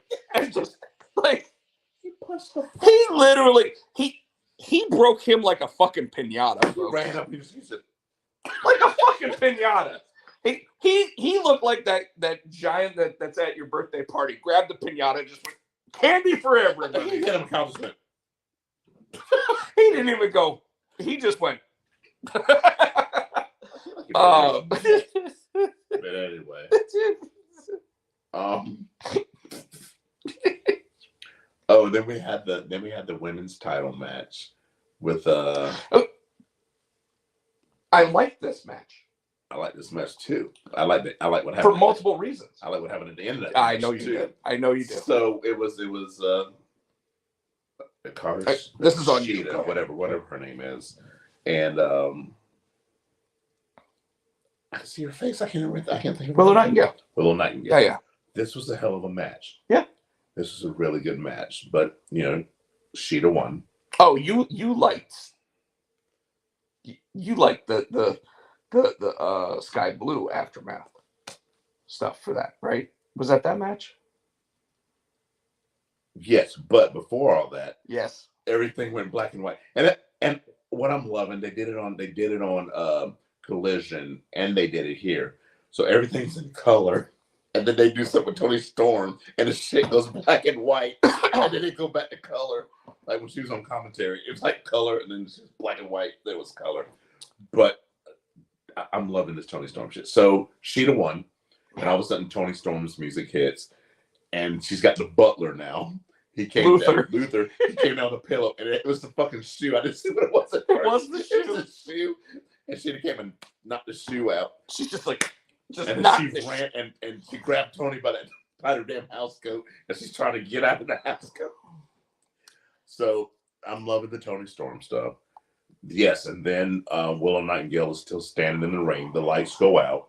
The lights come back up, and it's old girl from. They got to stop doing the lights go out, lights come back on thing. Julia Hart, and she and Willow's standing there. She goes, and she turns around to face her, and then Sky Blue comes running out, and she gets face to face with Julia Hart, which I thought, and I think we talked about last week. I thought that she was going to somehow form an alliance with Julia Hart, and when she turned to look at Willow Nightingale, they were both walking towards her. I'm like, well, here we go.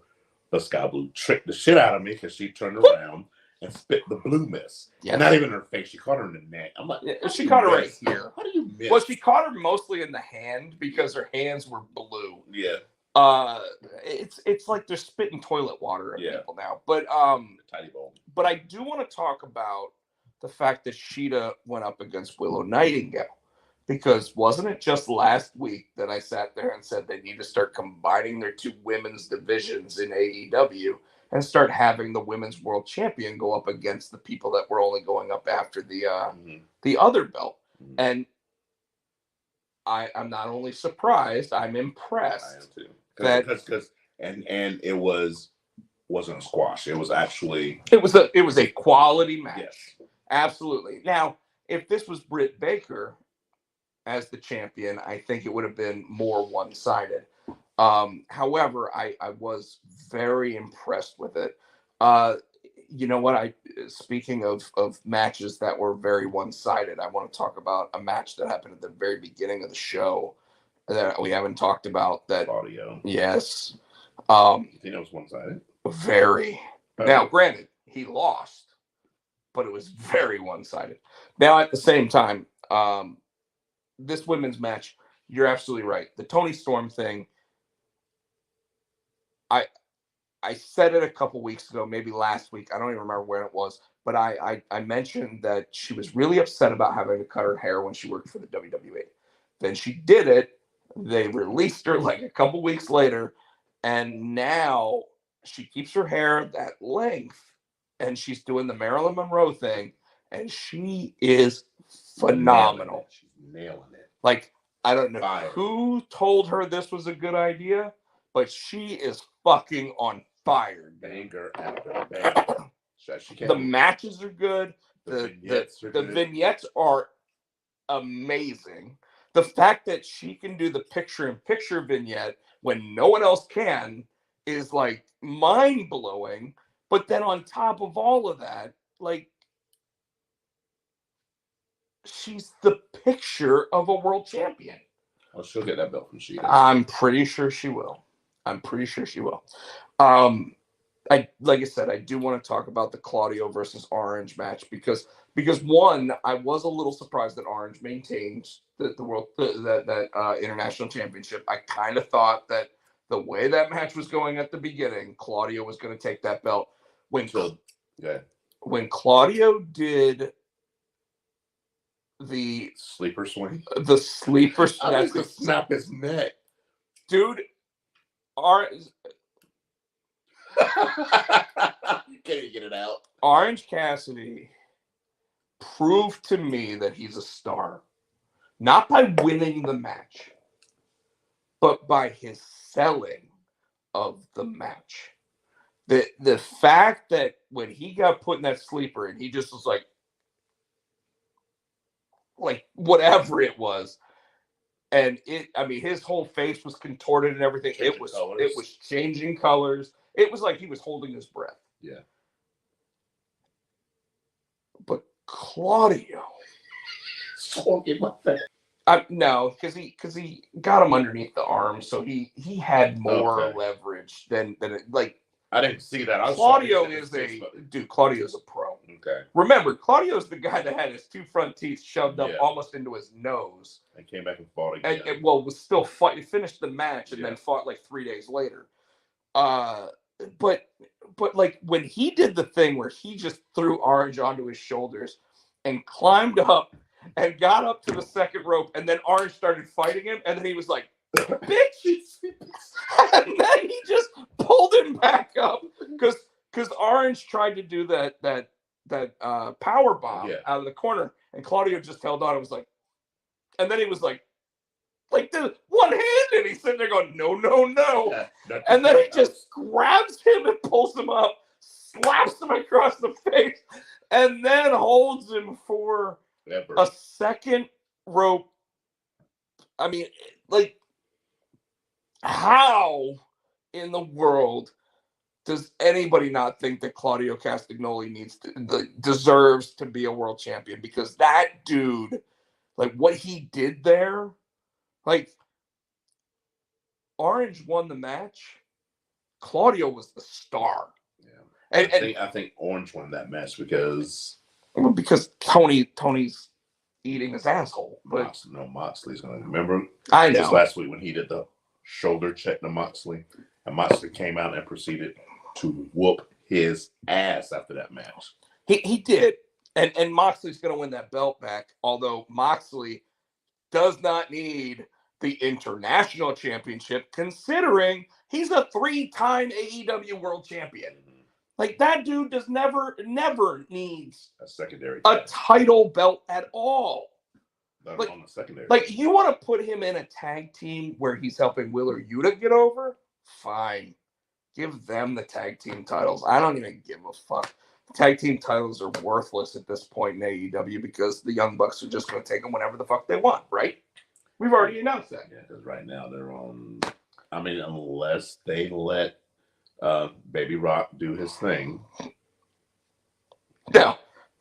Ricky Starks and Big. They may turn babyface when they might pull a double. They might try to pull a double swerve or a double turn and have the Young Bucks come out of that match as the heels that win the titles. I don't know. I don't care. The fact is that like they never should have beaten FTR, and FTR probably sat there and said, "We're not losing to the Bucks." Like it just irritates me. Main event time. MJF all night sitting there, walking up to just random people saying, "Hey, you want to be my tag team partner?" My favorite is he went to Darby Allin just wrote on it. I didn't see what he wrote. He's like, "He's a loser." I think he wrote something like "bitch ass," broken arm, like whatever. Like my favorite is when Wardlow came up and jacked him up against the wall and let him down. He goes, "Now I gotta get a new clipboard because the clipboard broke." And you know that wasn't scripted. No. But you took everything from me, and I'm going to take everything from you. Okay. And then finally, he's just sitting on the floor with his clipboard, and here comes Daddy Ass, which was his birthday yesterday. It was 60th. And then, oh my God, 60th birthday. Good God. And the Acclaim, they're like, yeah, we can still, you still be our friend. We'll still be your tag team partner on 2 conditions. You got a scissor, and you got a werewolf in the bag. And I knew there was going to be something pink in that bag. You know what? And it still should have been MJF related. Well, he had the pink scarf. He still had the scarf. Well, he had the scarf, and he had like the pink Burberry knee pad. But the shirt should have been, because it was like a Scissor Me Daddy Ass shirt or whatever. It was just Scissor Me, I think is what it said. But it should have said something that went with like his like Scissor Me Scumbag or something like that. Scissor the Devil. No. Yeah, like Scumbag Scissor or something, like whatever, like something. Because I mean, like, let's be honest, folks. What's really happening with MJF right now is every time he comes out with a T-shirt, he's making $1 million. So, like, if they had done the pink, well, actually, October is typically Breast Cancer Awareness Month. Probably why. Well, except it was November 1st. That's true. But but before because Roddy was trying to get him to be his partner, and he was backstage. Adam! They called him on because MJF was talking to Adam Cole. Face stop, and then MJF walks away, and Adam's about to hang up. And you hear Adam, And that's the first time I didn't notice it. You told me last The week. T-shirt. I saw the T-shirt. I was like crying. Adam, do you believe he didn't pick us? No, he said, "Shut the hell up, Roddy." And he hung up the phone. I was like, no, it wasn't that. He sat there and he's like, can you believe that he would walk off while you're still in the middle of saying something to him? But then later, my favorite part was he was like, Renee! And if he's wearing a Renee shirt next week, oh my God. He's just rolling around just screaming people's names. I don't know who told Roddy Strong start hollering people's names to be Vince McMahon in the wheelchair. But oh my God, brother. Like, I am all for it. That's another one that is fucking hilarious. It's the best. Just off screen, you just hear him. Oh my God. Well, at least now, because Adam Cole actually had the surgery, he can't go like mow his lawn and shit. Move furniture, make peanut butter and jelly sandwich. I just need this couch moved. It's like, well, what about freaking Frack over here? Well, yeah, but they got a match tonight. So you get to the match with MJF and the Acclaim, and they just come down roasting like they normally do, and they were bleeping out a lot, so I want to go back and try to watch on YouTube to see exactly what the fuck he said. Yeah, there was like an 8-second spot where there was nothing. Yeah. But you know what? How do you feel about them just going ahead and doing that after MJF was like, I will never, ever, ever, ever. I mean, like 6 weeks of I will never. I think that's just more of them building that MJF face. I don't want to say he's getting rubbed because he's a big star, but everybody loves the Acclaim. He agrees to team with the Acclaim. That just puts. But then they lost, and he specifically lost. Yeah, but I think too there's a reason for that. I think that they're just going to push it, and he'll finally get his belt back when he wins at the pay-per-view. I mean, he's got 2 matches at that pay-per-view, and it is. Let's be real. He did in London too. But let's be real. These are even harder to get through both. Mm-hmm. You know, because I can see him losing to the Ass Boy. I'm not Ass Boy. Well, yes, the Ass Boys he's fighting. But I don't see him losing. I see him losing the Ass Boys through the number game. Well, we know they're not going to call it disqualification. So anyway, I can see him losing those to the numbers game, and I can see at the end of the match they try to do the numbers, and the fucking Acclaim come out and help hold them at bay and make it just him and Switchblade. And well, at least Max Caster. Yeah. If not the whole thing. But oh, I forgot at the end of that match where Max Caster took that belt shot and he wanted to get scissored. MJ was going to walk out, and Daddy asked like, "No, after all he's done for you." Well, hold on. From that moment, like MJF looks like he's going to take the belt shot, and he literally grabs Max Caster and pushes him in the way. I thought Caster pushed MJF out of the way. Oh, we can watch it again. We'll watch it again. I think Max Caster pushed him out the way. He may have. I may have misseen that, but it looked like MJF grabbed him by the back of the head and sent him into that move. I've got it on TV. Oh, okay. We can watch it when we're done here. But you're right. Afterwards, for Daddy Ass's birthday, he required, and you know what? The way he did it, I approve 100%. He sat there when MJF was like, "Fuck that," and I don't know if you noticed, they didn't bleep it when Billy Gunn said it. Billy Gunn was like, "You're gonna fucking scissor him."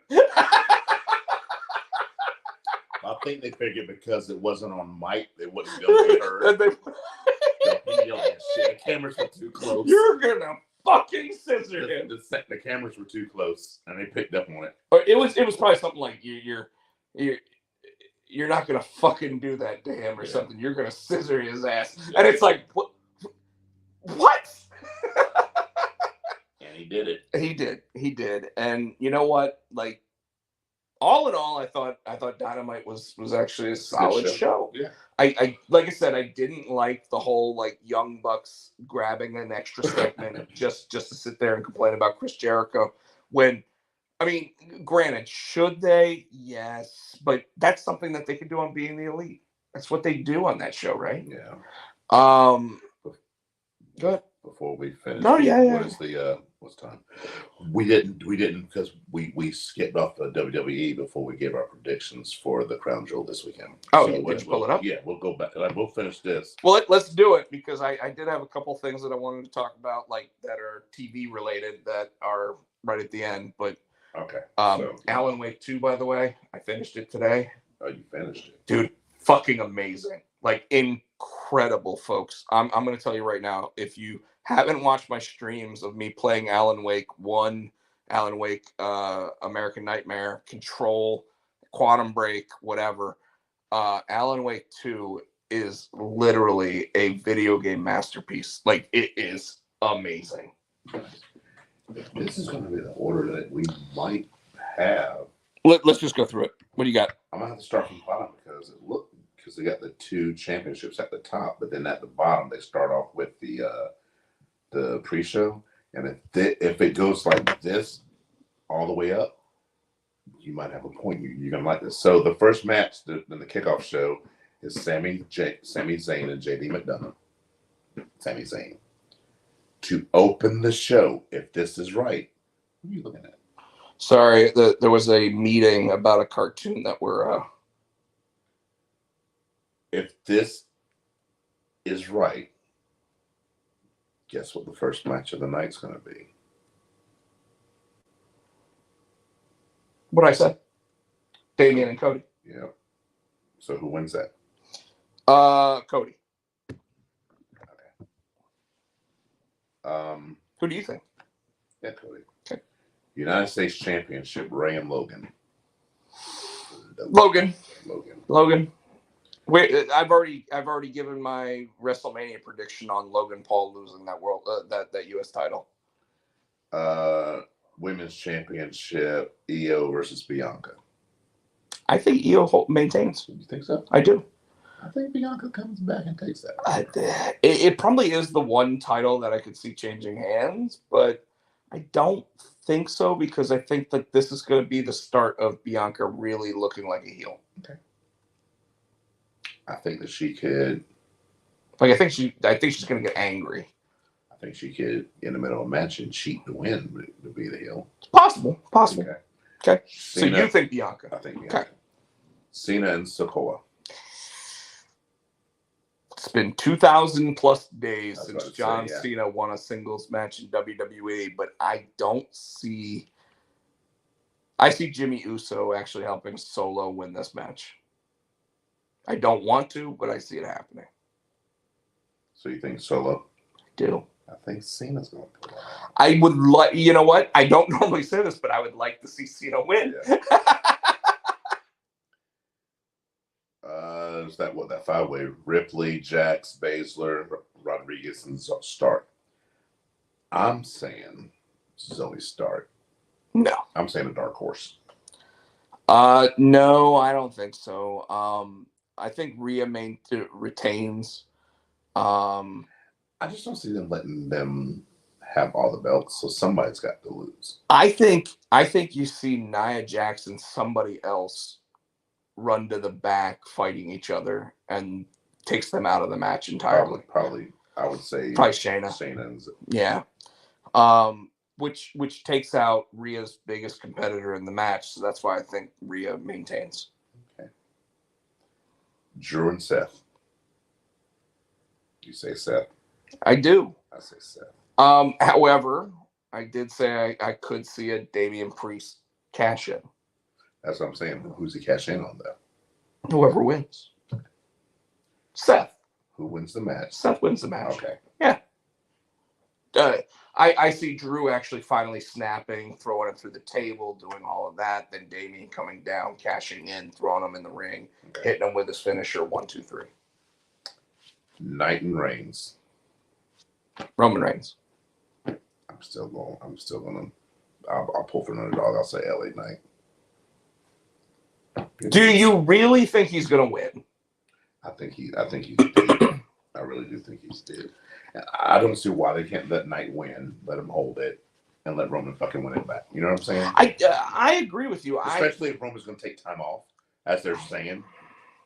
I really want LA Knight to claim that he's the champion, have the belt on his shoulder, but that makes him look like a heel. Like, without winning is what I mean. Like he steals the belt and he's like, well, look at who's here. I am, dummy. Like, blah, blah, blah. You know, like I could see him sitting there just like slapping the belt and everything else, Yeah, saying but he's the champion. because they said that Roman's not going to be he's not going to be around for a few months. He's going to take a break, right? Which means he's the title holder. They did that with Brock, which is why when they gave that belt to Seth, they were tired of not having a belt there to defend. So they're going to turn around. And how often does he defend now? Seth, all the fucking time. Once a month, but yes. No, he's defending it more than fucking Roman. But, what I'm saying is Roman he's got his fucking 3 years going on. He can lose it for a little while and get it back. And in time for WrestleMania. The question and the theory right now is whether or not they want him to break Hogan's 1474, which unfortunately would mean that Cody does not win at WrestleMania. At the same time, there is fatigue, and we know it, and Triple H has to know it at this point. That's why he's not putting Roman in matches, because they've literally used the same ending for every match since Kevin Owens in January of 2022. You know what I mean? Like, I at this point, I'm so done with that storyline that it's almost frustrated me as much as like the Elite putting themselves into those matches, right? So I love when we see Roman, but he's literally had one defense since WrestleMania. He's getting his second defense in 6 months. And granted, he did have other matches during that time. He had like 4 matches. So he was doing a match a month almost. But now he's not. He's taken 2 months off. He's taken 3 months off. And I know what that is. It's literally Triple H knows how many appearances he can appear for, how many matches he can sign up for, and he's going, let's pack it all in right before WrestleMania, or let's pack it in all between Royal Rumble and Backlash kind of thing, right? So they're getting ready to pack him in, just like they used to do with Brock, where Brock, you would see him show up and it would be like January, February, March, April, and he'd be there every week, and he'd have 4 matches during that, and he'd beat the shit out of whoever, and then he'd lose at Mania, right? Like, whatever. But and that's what I think they're getting ready to do with Roman, because there's no way that Roman hasn't been used at all except for 3 SmackDowns and 2 matches in the last 6 months. Yeah, I'm done with Roman. Yeah, so I agree with you. All right, real quick, Loki. Have you been watching it? I haven't. I need to start back. I need to go back. I'm probably going to watch it all at once. So all I'll say is season 2, episode 4 ended on like a what the fuck cliffhanger. Oh, shit. Okay. Which was great, because the showrunner actually said this will change the Marvel Universe forever. Awesome. I have to go back and start watching it. Billions ended last Friday. And all I can say about that, because I don't want to spoil anything for anybody, is it ends where it started. Yet some people are moving on to different things. That's the Rock show, right? Billions? No, you're thinking Ballers. Ballers. Okay. Yeah, Ballers ended years ago. And then, of course, Gen V, okay, the spinoff of The Boys, which tonight is the season finale, has been excellent. I don't remember the last time I saw somebody fight puppets and make them explode, but actually no. Ash versus Evil Dead made puppets explode. But this is the second show that I've seen make puppets explode, and did it in such a way that I was like, yes. And of course, a mid-season moment with Soldier Boy, played by Jensen Ackles from Supernatural, is never a bad thing. Because because he'll punch you in the dick if you say it is. So, with that said, Tino, Give him all your sandals. you have all my sandals. All your handles. Yeah, with your church socks. thanks, Grandpa Pochak. You can follow me on TikTok at Rob Potsy Pochak, on Twitch, which I now have 31 followers, based on playing Alan Wake 2, at Rob Potsy Pochak. Obviously on YouTube right here, you're watching us. If you're not watching us on YouTube, you're watching us on Facebook. It is Rob Pochak on both of those. Instagram, Rob Pochak and Rob Potsy Pochak, and on Twitter at Pochak Tino. What's he saying? You catch me on the Thanks, I want to Michael. say the Twitter, but it's X now. I'm still calling it Twitter. I am Hootie Fan 91. You can catch us. We're Potsy and Tino. Facebook, we're Potsy and Tino Show. On Insta, I am SC Tino. On Snap, I think I'm still SC. Snapchat. Yeah, whatever. I don't even know what I am on that. I don't know, yeah. Anyway, we're gonna say thanks to Adam's House Cats for the wrestling song. You can get it on iTunes for 99 cents 99. As always, like you said, you can check us out here each and every week. We want to say thank you guys for tuning in. Hit that like button, subscribe, buy our shit, and see Comic-Con this weekend. See you next week. Thank you, folks. And we are on an outro. Everybody wants to be the nature boy. We didn't even talk about him. No. Multi-year deal.